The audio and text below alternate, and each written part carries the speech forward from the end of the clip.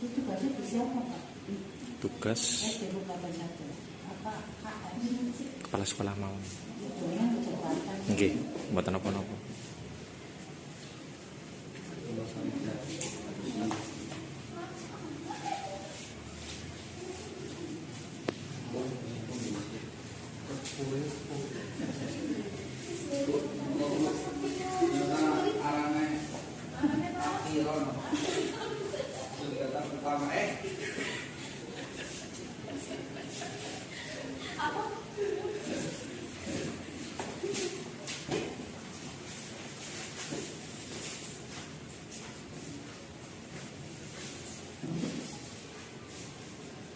Oh, aksinya apa sih minimal?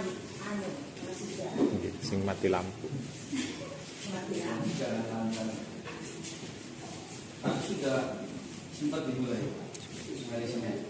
Ya, baru ibu mati. Karena mati.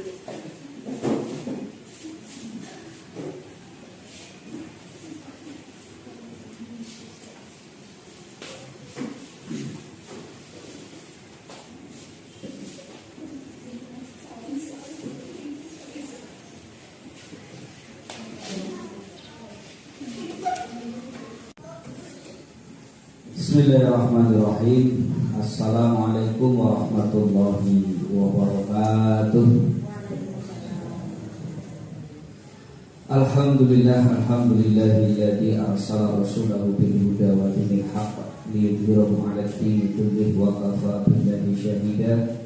Asyhadu an la ilaha illallah wahdahu la syarika lahu wa asyhadu anna Muhammadan 'abduhu wa rasuluh la nabiyya wa la rasula ba'dahu. Laqad qala Allah Ta'ala fi kitabihil karim. Bismillahirrahmanirrahim. Ya ayyuhalladzina amanu taqullaha haqqa tuqatih wa la tamutunna illa wa antum muslimun.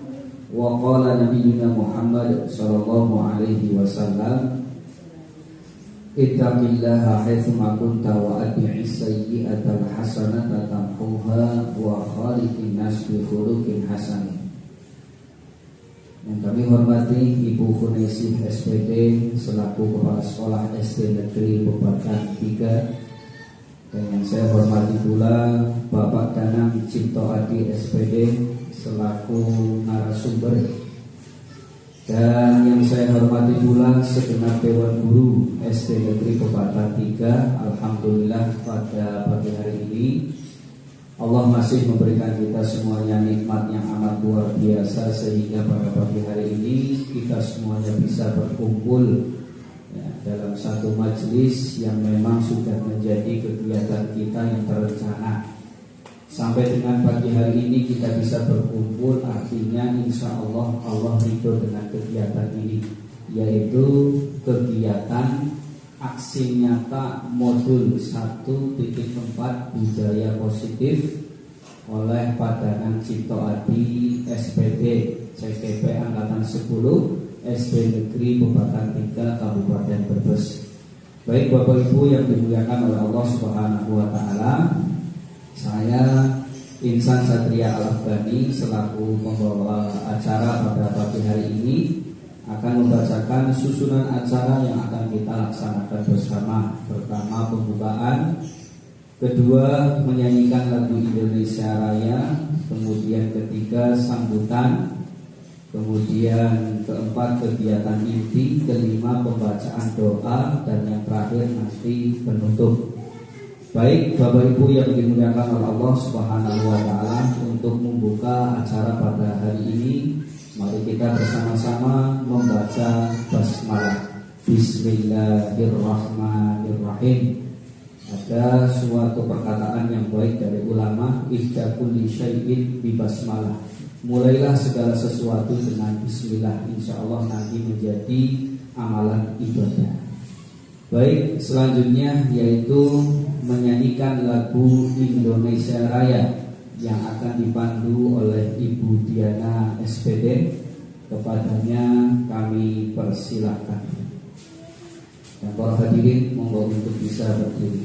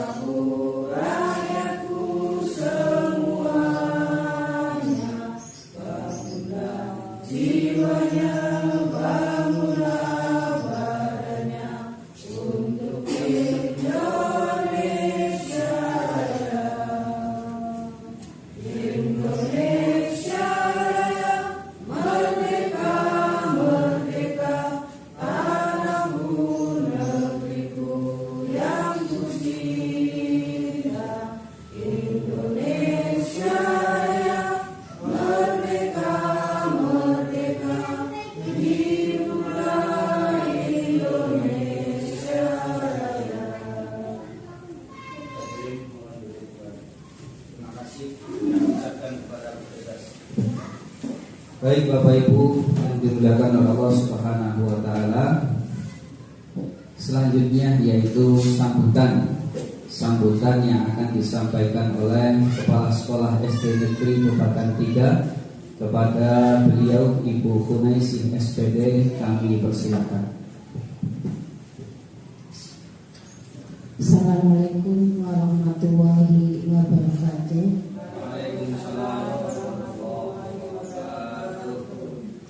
Yang terhormat Bapak Danang Cipto Adi sebagai calon guru penggerak, dan yang terhormat Bapak Ibu guru.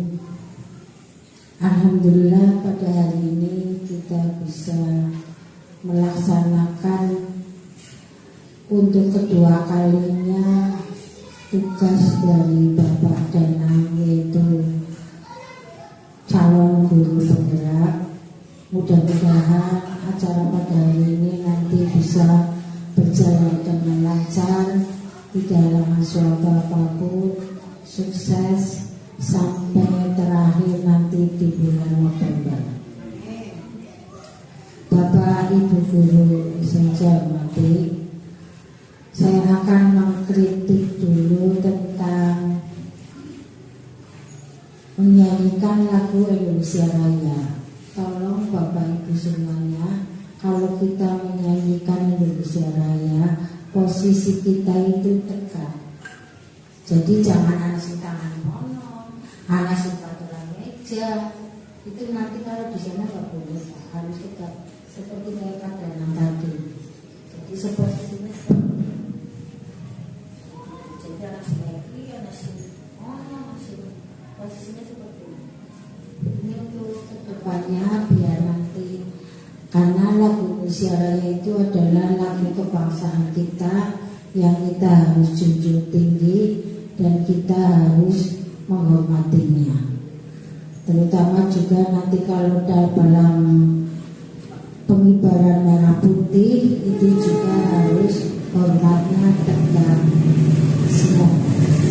Jadi jangan sampai anak sih tangan malu buri, anak sih kayak istirahat. Jadi kita harus menghormati lagu kebangsaan kita dan juga sang merah putih, sang sangka yang kita rebut dengan begitu perjuangan negara kita.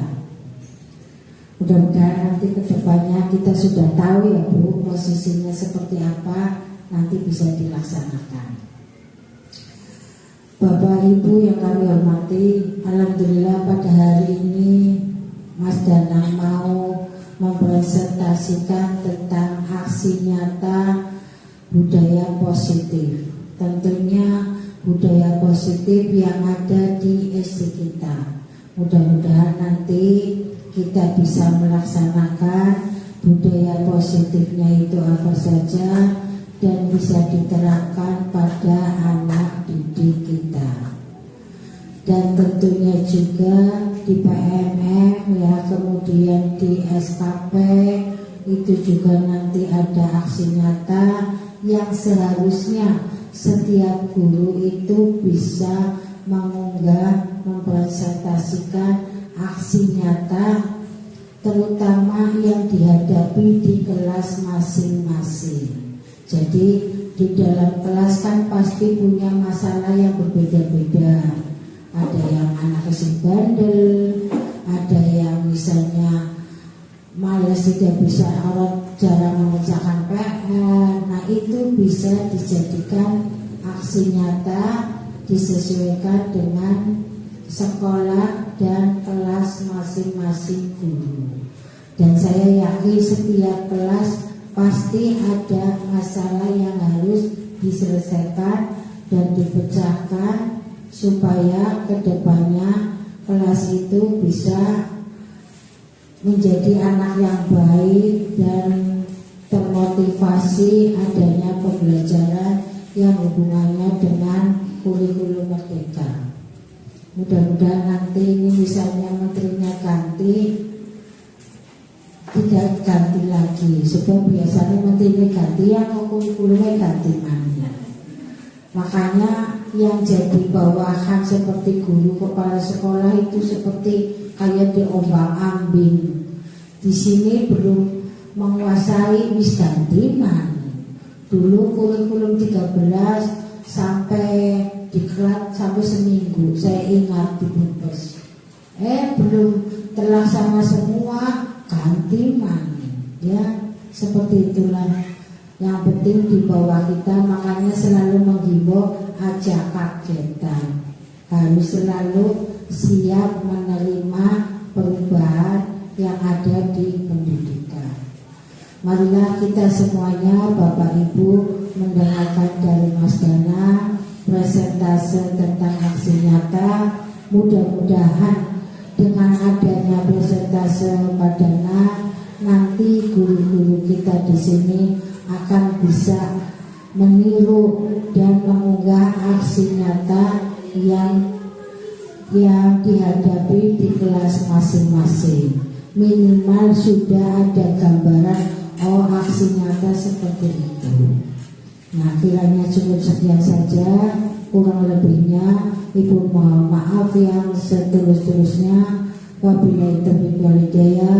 Wassalamualaikum warahmatullahi wabarakatuh. Waalaikumsalam warahmatullahi wabarakatuh. Terima kasih atas sambutan serta ilmu-ilmu yang sudah diberikan.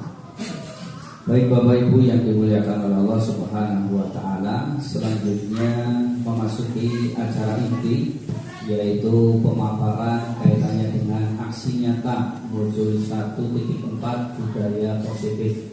Kepada beliau Pak Danang Cipto Hadi SPD kami persilakan. Bismillahirrahmanirrahim. Assalamualaikum warahmatullahi wabarakatuh.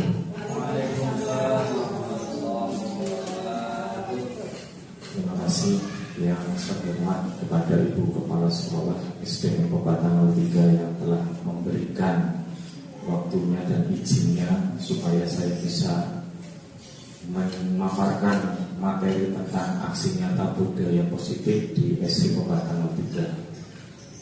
Dan yang saya hormati juga Bapak Ibu Dewan Guru SD Negeri Tanggal 3 yang telah hadir dan menyempatkan waktunya di presentasi aksi nyata budaya positif di SD Negeri Tanggal 3. Perkenalkan dulu, nama saya Danang Cipto Hadi. Saya berada di calon guru penggerak angkatan 10 Kabupaten Brebes.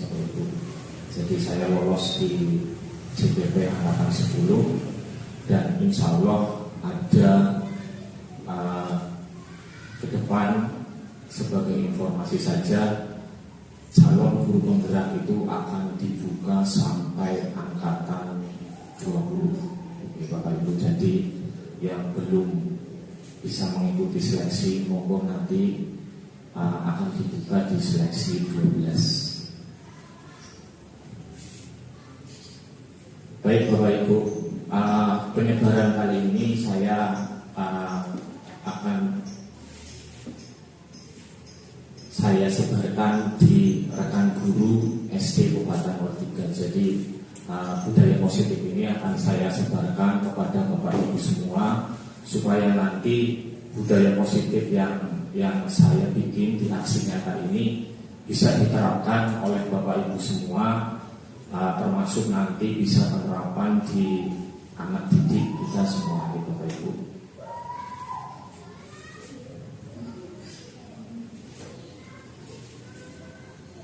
Nah, Bapak Ibu, di sini ada foto tentang SD kita. Di situ ada sekolah ramah anak. Jadi Jadi Bapak Ibu, kita sudah menerapkan sekolah ramah anak itu dari awal tahun kurikulum merdeka Bapak Ibu. Jadi sekarang siswa-siswi kita di sekolahan itu harus nyaman sesuai dengan slogan dari pemerintah, sekolah ramah anak.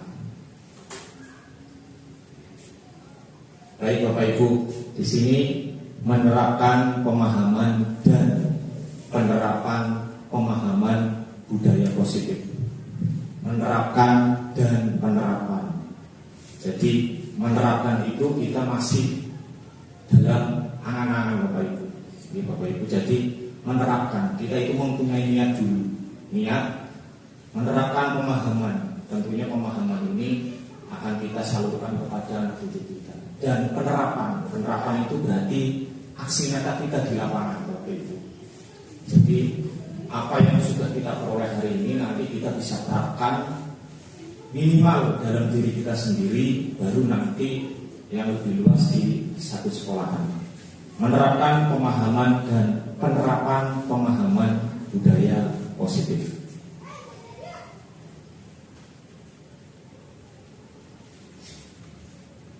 Konsep inti budaya positif yaitu yang pertama Bapak Ibu, perubahan paradigma belajar. Itu yang pertama. Yang kedua, disiplin positif. Yang ketiga, nilai-nilai kebajikan. Keempat, kebutuhan dasar manusia. Yang kelima, motivasi perilaku manusia.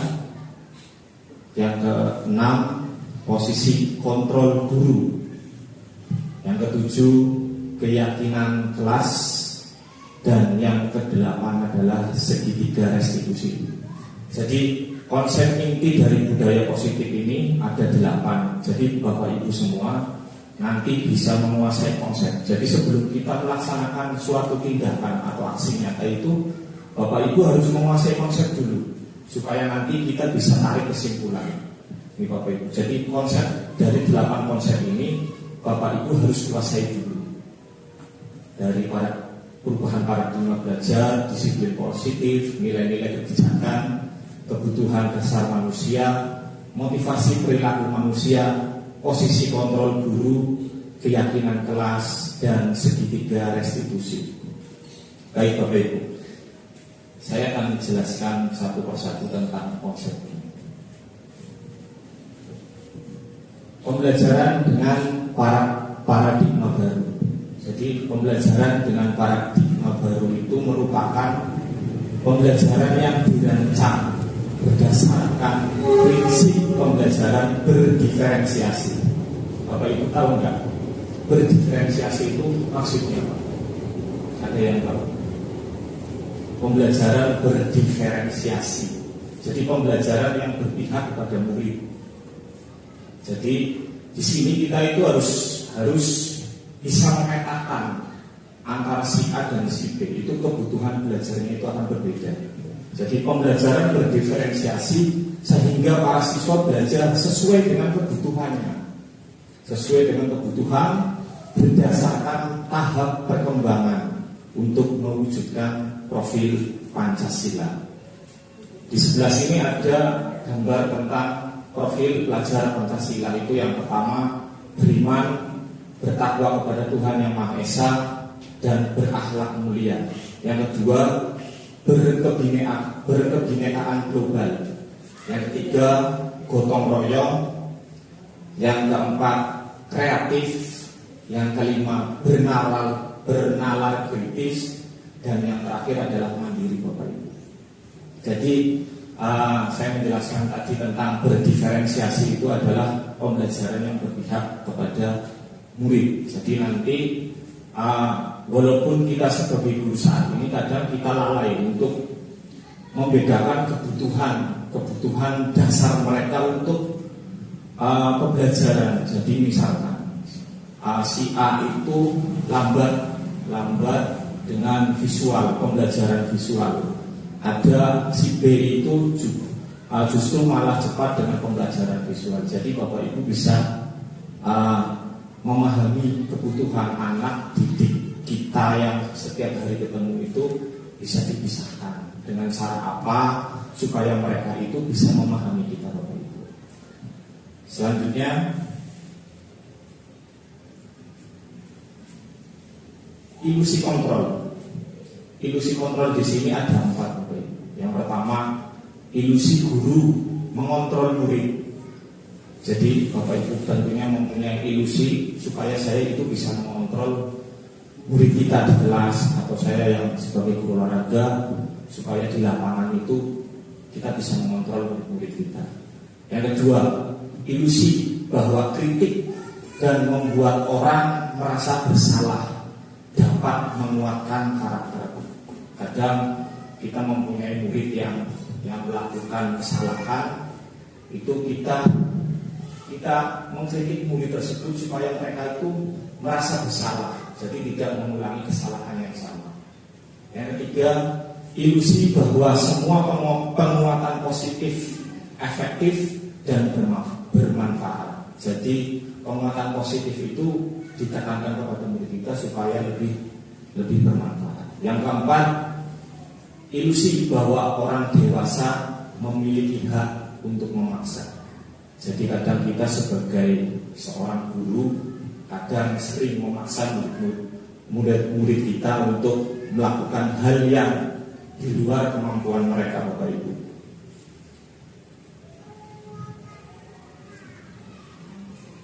Selanjutnya, perubahan paradigma stimulus respon dan teori kontrol atau teori pilihan. Di sini ada perbandingannya, Bapak Ibu. Stimulus respon dan teori kontrol. Yang pertama itu realitas atau kebutuhan. Di stimulus respon itu realitas kebutuhan kita itu sama, tetapi di teori kontrolnya bahwa kita itu berbeda, kebutuhan kita itu berbeda. Di Bapak Ibu, jadi stimulus respon dan teori kontrol itu biasanya akan berbanding terbalik. Yang kedua, semua orang melihat hal yang sama. Kadang ingin kita menyamakan persepsi, tetapi di teori kontrol itu setiap orang memiliki gambaran yang berbeda. Itu biasanya kita juga sering melakukan hal yang serupa. Yang ketiga, kita mencoba mengubah orang agar berpandangan sama dengan kita. Itu termasuk stimulus respon. Tetapi di teori kontrolnya, kita berusaha memahami pandangan orang lain tentang dunia. Jadi itu adalah hal-hal yang sering kita lakukan di keseharian kita, Bapak Ibu. Terus selanjutnya, orang lain bisa mengontrol saya. Itu di stimulus respon. Dan di teori kontrol, hanya Anda yang bisa mengontrol diri Anda sendiri. Di Bapak Ibu, jadi yang bisa mengontrol diri Anda sendiri ya bukan jenengan semua, bukan orang lain. Selanjutnya, pemaksaan ada pada saat bujukan yang gagal. Jadi kadang kalau kita membujuk anak itu kadang suka, kalau kita gagal itu kadang suka dipaksa. Kadang anak mau ikut, saya nggak bisa Pak, ayo kamu harus bisa. Itu termasuk berarti di stimulus respon. Tetapi pada teori kontrolnya seharusnya itu kolaborasi dan konsensus menciptakan pilihan-pilihan yang baru. Jadi si anak itu dikasih pilihan supaya mereka itu bisa melakukan, Bapak Ibu, melakukan apa yang kita inginkan. Jadi dikasih pilihan-pilihan yang tidak memaksakan kehendak siswa. Yang terakhir, model berpikir menang dan kalah. Pada teori kontrolnya itu adalah model berpikir menang dan menang. Itu adalah pemikiran positif yang harus kita tanamkan kepada siswa-siswi kita, bahwa pola pikir kita itu harus menang atau bisa. Kamu harus bisa. Tidak ada menang dan kalah, itu tidak ada. Jadi saya sendiri sebagai pelaku olahraga, kadang saya memberikan motivasi kepada anak didik saya atau atlet saya, kamu harus menang. Jangan sampai ada kata-kata yang penting menang kalah kamu sudah berusaha, itu salah Bapak Ibu. Ya, jadi kalau kontrolnya kita itu kamu harus menang, kamu harus bisa.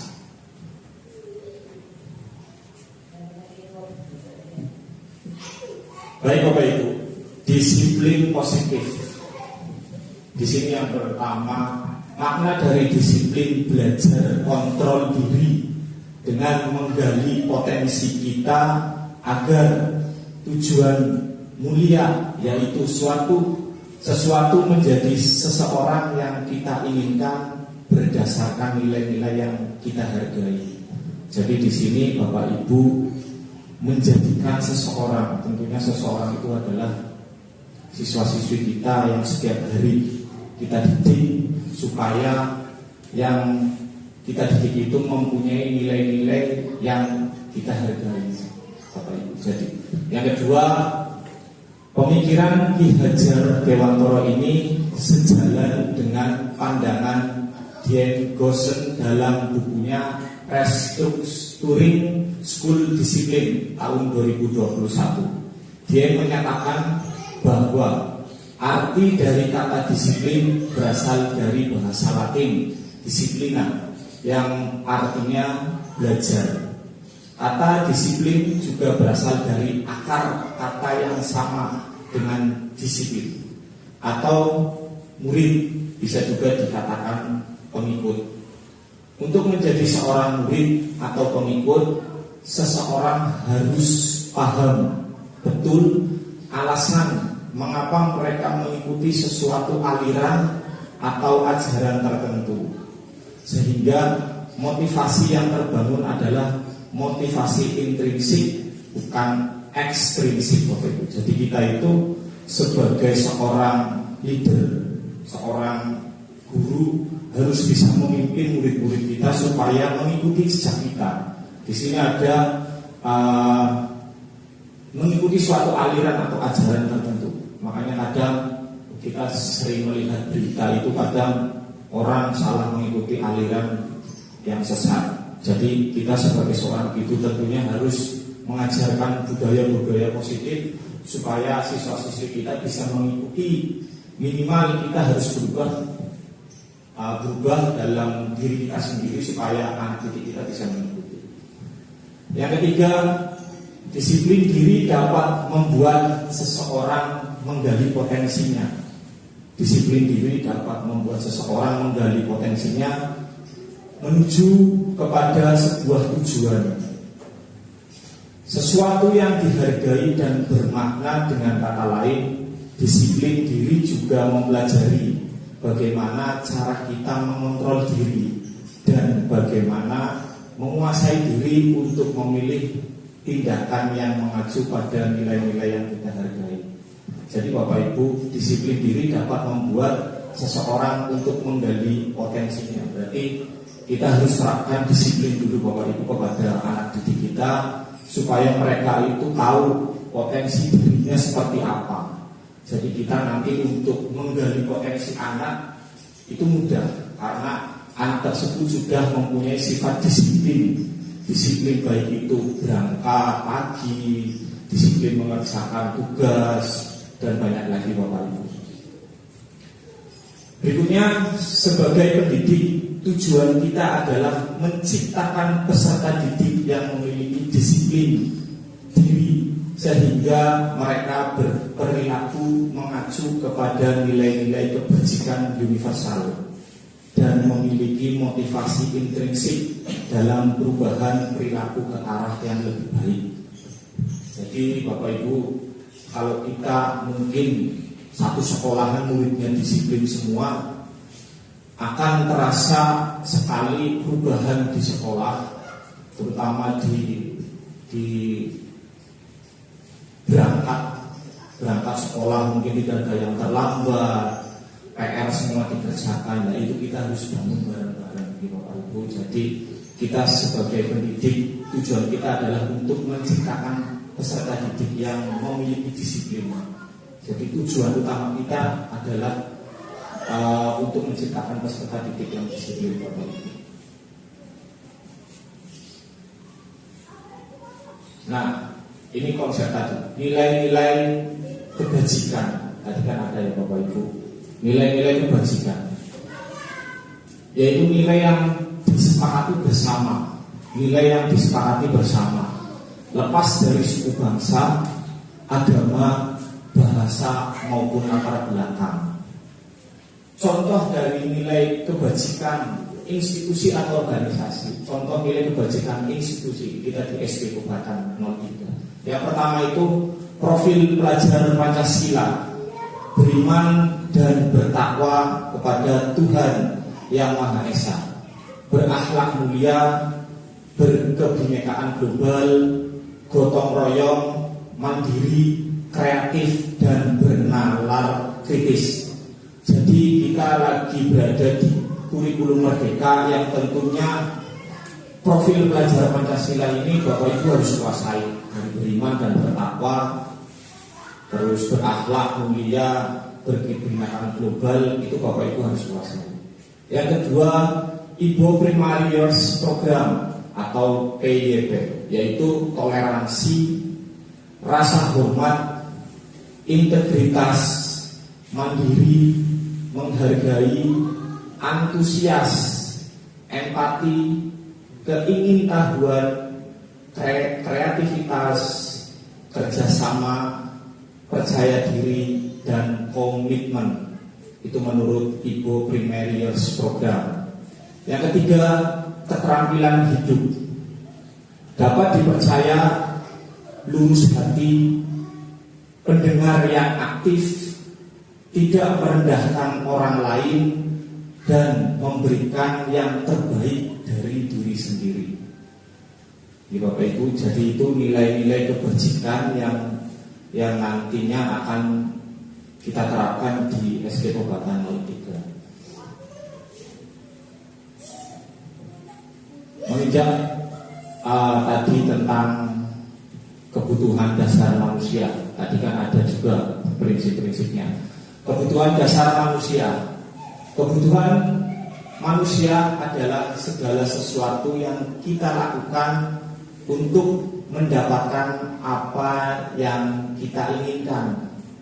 Seluruh tindakan yang kita lakukan memiliki tujuan tertentu, dan semua usaha terbaik yang kita lakukan adalah dalam rangka agar kebutuhan dasar kita terpenuhi dengan baik. Kebutuhan dasar manusia tentunya Bapak Ibu mempunyai kebutuhan sendiri-sendiri.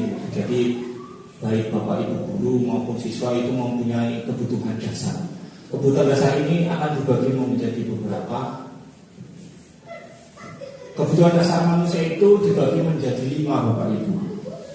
Yang pertama adalah bertahan hidup. Itu yang paling utama, bertahan hidup. Contohnya siapa saja? Itu makan, pakaian, tempat tinggal, keamanan, dan kesehatan. Itu kebutuhan dasar manusia yang pertama. Itu adalah bertahan hidup. Jadi kita harus makan, kita harus berpakaian, kita harus mempunyai tempat tinggal yang layak. Terus kita harus kita mempunyai tempat tinggal yang aman, dan kita juga harus memikirkan kesehatan. Yang kedua dari kebutuhan dasar manusia ini adalah kasih sayang atau rasa ingin diterima.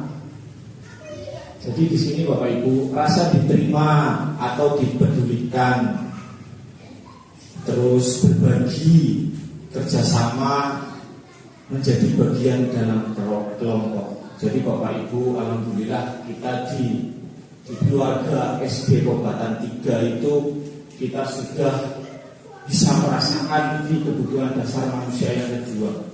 Jadi rasa diterima, rasa dipedulikan satu sama lain, kita bisa berbagi, kita bisa saling bekerja sama, dan bisa menjadi bagian dalam kelompok. Bagian dalam kelompok itu alhamdulillah saya juga mengundang Bapak Ibu untuk mengadakan presentasi hari ini. Itu bagian dari 5 kebutuhan dasar manusia yang kedua.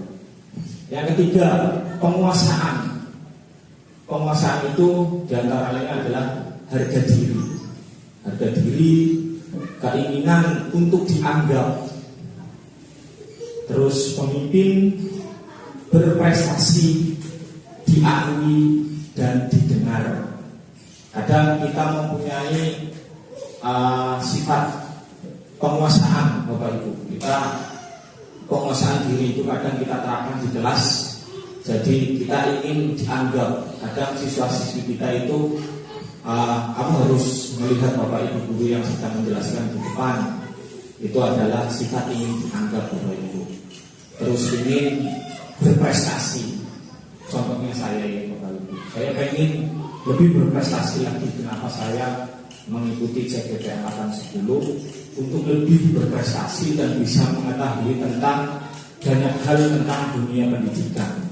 Oke. Dan 5 kebutuhan dasar manusia yang keempat adalah kebebasan.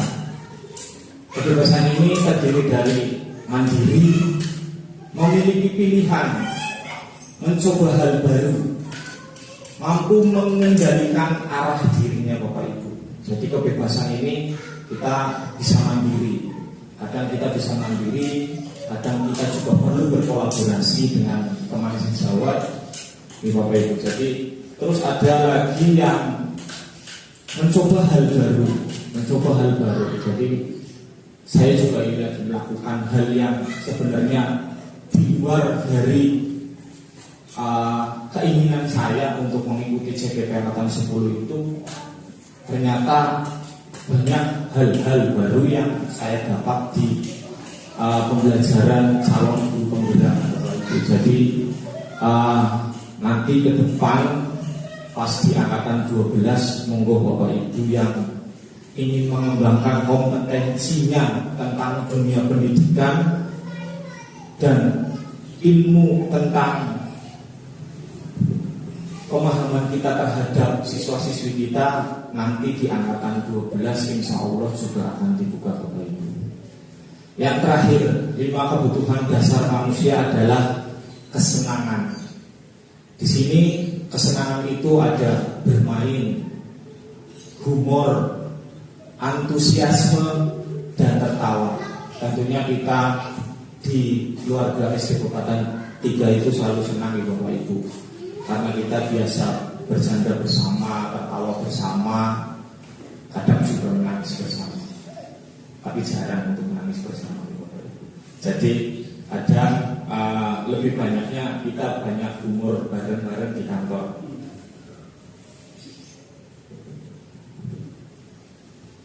Baik, di sini tadi dari ada 8 kalau nggak salah di Bapak Ibu tadi.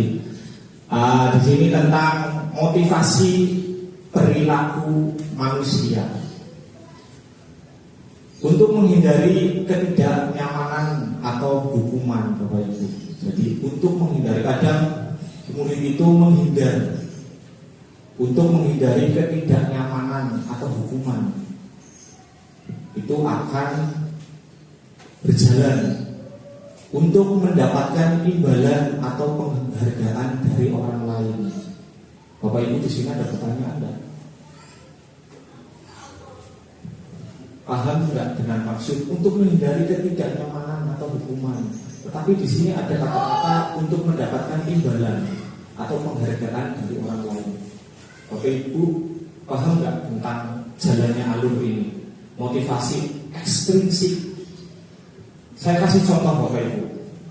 Jika di kelas ada siswa yang kehilangan misalkan uang saku, Bapak Ibu.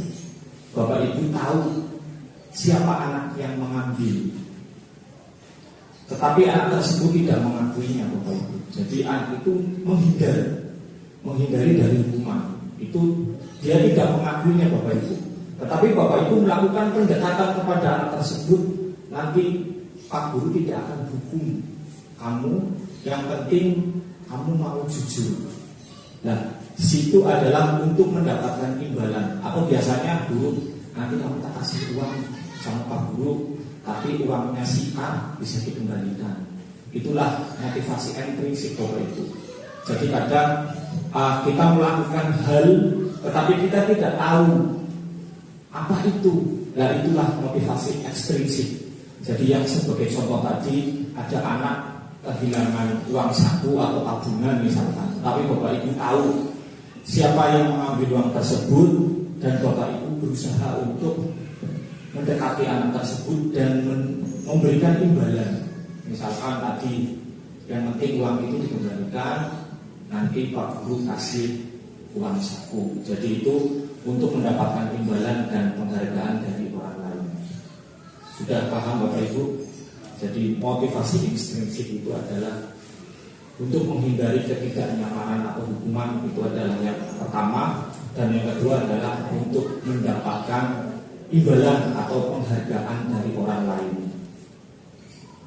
Dari motivasi ekstrinsik itu ada motivasi intrinsik untuk menjadi orang yang mereka inginkan dan menghargai diri sendiri dalam nilai-nilai yang mereka percaya.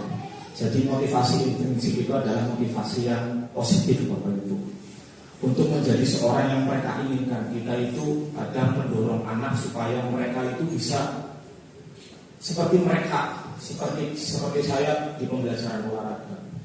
Anak itu berbakat dalam misalkan lari. Jadi anak itu saya motivasi untuk supaya dia mempunyai sifat percaya diri dan bisa melakukan hal yang saya inginkan Bapak Ibu. Jadi untuk menjadi orang yang mereka inginkan dan menghargai diri sendiri dengan nilai-nilai yang mereka percaya. Jadi tadi kita harus menanamkan saya menang, saya bisa. Jadi tidak boleh menanamkan yang penting kamu maju, urusan salah atau benar belakangan. Jadi budaya-budaya seperti itu harus kita hilangkan Bapak Ibu. Jadi kita harus memotivasi kepada anak itu, kamu bisa, kamu hebat dan kamu menang.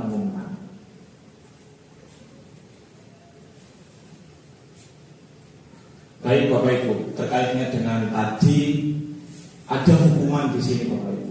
Hukuman itu biasanya tidak terencana atau bersifat tiba-tiba. Yang kedua, murid tidak tahu apa yang akan terjadi dan tidak dilibatkan.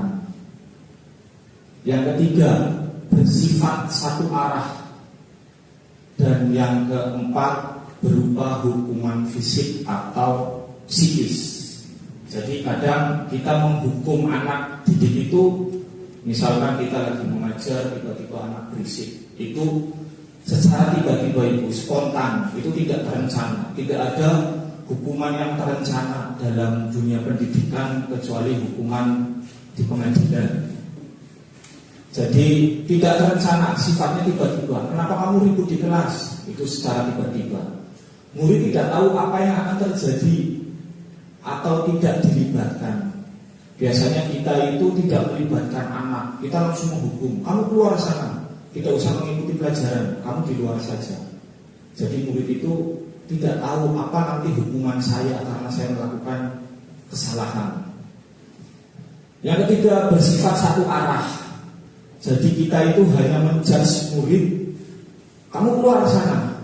Itu bersifat satu arah. Kita tidak mendengarkan, kenapa kamu ribut, kenapa kamu kok di kelas ribut saja. Itu bersifat satu arah. Itu yang dinamakan hukuman Bapak Ibu, berupa hukuman fisik. Nah, karena sekolah kita sudah ramah anak, mungkin beberapa hukuman fisik atau psikis semoga saja nanti tidak pernah terjadi di SD tercinta kita, SD Kabupaten 03 Bapak Ibu. Jadi hukuman mungkin bisa berupa teguran atau yang lain Bapak Ibu. Yang kedua, konsekuensi. Konsekuensi di sini yang pertama terencana atau disepakati sesuai peraturan. Konsekuensinya terencana atau disepakati sesuai dengan peraturan. Yang kedua, murid tetap dibuat tidak nyaman. Dan yang ketiga, sikap guru selalu memonitor murid Bapak Ibu. Jadi kadang di kelas kita membuat peraturan Bapak Ibu, peraturan kelas. Misalkan contoh saya mengambil kelas 4 karena saya pernah mendengar sendiri Bapak Ibu. Murid tak suruh masuk, dia lagi pegang es, pegang jajan.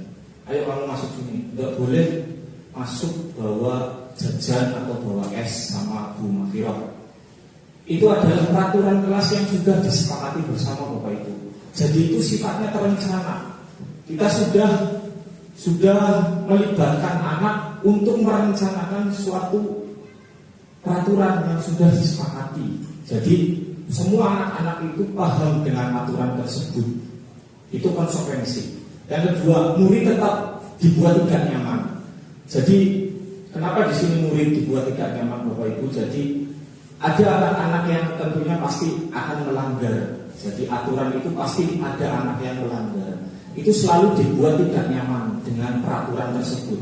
Tetapi ketidaknyamanannya itu adalah untuk membuat siswa tersebut bisa berpikir dan tidak mengulangi perbuatan yang salah tadi. Yang ketiga, sikap guru selalu memonitor murid. Jadi kita sebagai Bapak Ibu guru yang mempunyai kelas, kita harus selalu memonitor murid-murid kita baik saat pelajaran ataupun istirahat. Yang ketiga di sini, restitusi. Restitusi itu yang pertama, proses menciptakan kondisi bagi murid untuk memperbaiki kesalahan. Proses menciptakan kondisi bagi murid untuk memperbaiki kesalahan. Restitusi ini nanti akan saya jelaskan di slide berikutnya. Yang kedua, proses kolaboratif yang mengajarkan murid untuk mencari solusi sendiri. Jadi Bapak Ibu kadang kita menghukum anak atau mengajarkan anak kepada anak yang salah itu supaya mereka itu mencari solusi sendiri supaya dia bisa merubah sikapnya, tidak melakukan kesalahan di kemudian hari Bapak Ibu. Itulah restitusi Bapak Ibu. Nah Bapak Ibu, 5 posisi kontrol tadi. 5 posisi kontrol ini yang pertama adalah penghukum. Itu yang pertama. 5 posisi kontrol dulu. Ini penting Bapak Ibu bagi kita supaya kita tahu posisi kita itu sebagai seorang pendidik. Yang pertama adalah penghukum. Yang kedua itu membuat merasa bersalah. Yang ketiga teman. Yang keempat pemantau. Dan yang terakhir adalah manajer. Tetapi 5 posisi kontrol guru ini akan saya jelaskan satu persatu Bapak Ibu. Jadi nanti kita bisa mengambil dari 5 posisi kontrol guru ini hal-hal baik yang akan kita laksanakan ke depan. Yang pertama Bapak Ibu, saya akan mengambil contoh siswa yang tidak memakai atribut lengkap saat upacara. Itu biasa kita lakukan setiap hari Senin Bapak Ibu. Mungkin anak-anak yang tidak memakai topi, tidak memakai atribut, tidak memakai kaos kaki. Jadi saya mengambil kasusnya adalah siswa tidak memakai atribut lengkap saat upacara. Dari posisi kontrol guru, jika saya sebagai penghukum, jika saya berdiri sebagai penghukum, saya akan melakukan hormat saya akan menghukum anak-anak yang tidak memakai atribut. Kamu hormat kepada bendera selama 1 jam atau memunguti sampah di lingkungan sekolah. Itu yang biasa Bapak Ibu lakukan setiap hari Senin. Berarti kita itu sebagai penghukum Bapak Ibu. Jadi Bapak Ibu, jadi apa yang telah kita lakukan kemarin itu kita justru berdiri sebagai penghukum. Terus yang kedua, membuat merasa bersalah. Di sini ada contohnya. Saya tetap mengambil dari anak yang tidak memakai atribut. Jika saya berdiri sebagai pembuat merasa bersalah, di sini ada berapa kali ibu atau bapak harus memberitahu kamu selalu saja mengecewakan ibu atau bapak guru. Jadi itu sifatnya marah Bapak Ibu langsung ke anak. Berapa kali Bapak Ibu harus memberitahu kamu selalu saja mengecewakan Bapak Ibu guru. Memang kadang anak itu sudah dikasih tahu 1 kali, 2 kali tidak berubah Bapak Ibu. Jadi di sini kadang kalau kita sudah memberitahu itu, kita di situ itu berdiri sebagai pembuat merasa bersalah. Dan yang ketiga, jika saya berdiri sebagai seorang teman bagi anak didik saya, apa yang harus saya lakukan? Di sini ada contohnya Bapak Ibu. Ayo dong ikuti aturan sekolah, tolong bantu Bapak Ibu ya, sekali ini saja. Ya sudah, tidak apa-apa, lain kali jangan sampai seperti ini lagi ya. Itu sifatnya kita lebih teman, bukan sebagai seorang guru. Jadi kita ada pendekatan ke siswa-siswi kita itu sebagai teman Bapak Ibu. Ayo dong ikuti aturan sekolah. Setelah murid kita menjawab, iya Pak, Ibu, nanti jangan sampai diulangi lagi ya.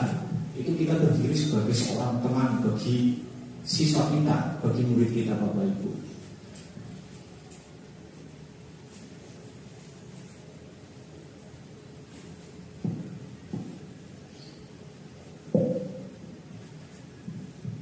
Masih dalam siswa yang tidak memakai atribut dalam satu pelajaran Bapak Ibu.